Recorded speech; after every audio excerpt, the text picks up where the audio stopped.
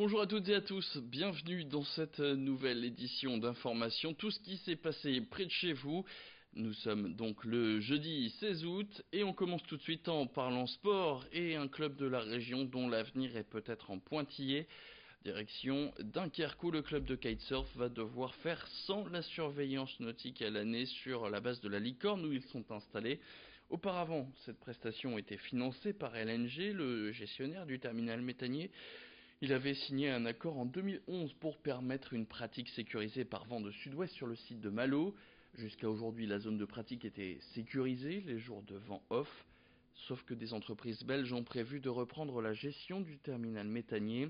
Si ça se fait, quid du financement de la sécurité de la base nautique de la Licorne?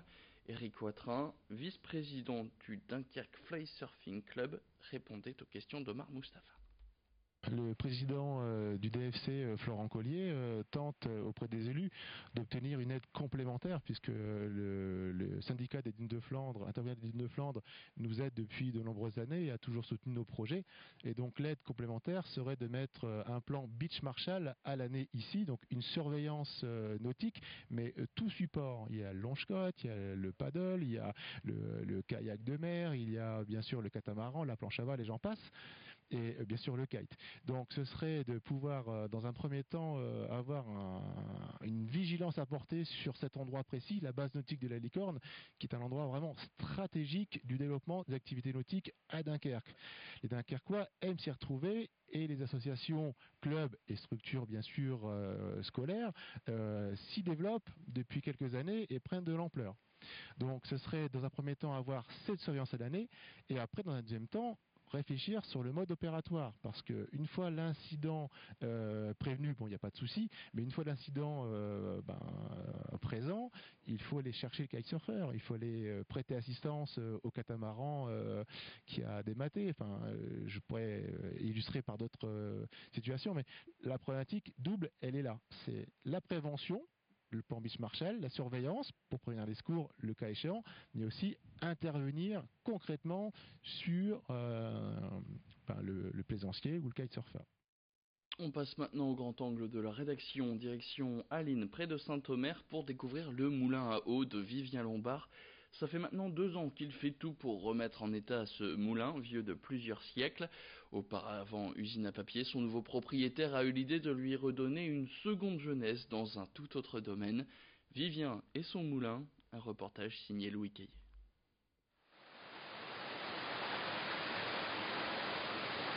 C'est un moulin dont l'histoire s'écrit depuis plus de 500 ans.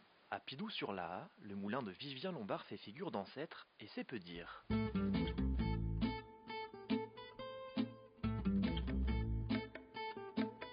Attesté à travers un document daté de 1473, il a notamment servi au meunier du village, puis par la suite pour une usine à papier. Désormais, c'est pour produire de l'électricité que ce dernier refait parler de lui, après avoir cessé de tourner depuis plus d'un demi-siècle. Dès qu'en fait on a fait l'acquisition, oui, on a essayé de savoir qu'est-ce qu'on pouvait faire du moulin en lui-même, si on pouvait le garder en guise d'agrément ou si on pouvait lui redonner une fonction. Et cette fonction, on l'a trouvée justement en cherchant un petit peu sur internet les différents constructeurs qu'il pouvait y avoir. D'ici septembre, son moulin sera capable de produire 37 kW par jour, soit l'équivalent de 140 panneaux solaires. Avec cette production, Vivien espère pouvoir rentabiliser ses 165 000 € d'investissement en la revendant directement à Enedis.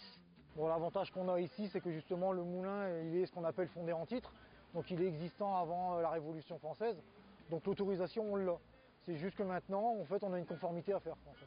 Donc elles sont de conformité, entre autres, ici, c'est la continuité écologique. Depuis 2 ans, Vivien s'active à redonner un coup de jeune à la roue de 6,60 m sur 5 mètres, au bâtiment l'abritant et à son barrage. Son quotidien, enlever la vase, le calcaire, décaper les pales, sécuriser les lieux. D'ici la fin des travaux, il doit encore s'occuper de la partie électrique du moulin et se plier aux contraintes écologiques, comme la construction d'une passe à poissons le long de son barrage, afin de ne pas empêcher leur circulation. Tous les jours on est dessus, tous les jours on remonte ses manches pour restaurer ça. Donc je suis sapeur-pompier à côté, donc j'ai aussi donc je travaille 24 heures, je suis 48 heures repos. Donc ça m'amène justement mes 48 heures de repos à travailler sur le moulin, quoi. Pas sûr qu'il profite de ses repos avant de longs mois, car à peine le chantier du moulin à eau terminé, Vivien souhaite en commencer un autre. Faire un gîte au-dessus du moulin, avec vue sur la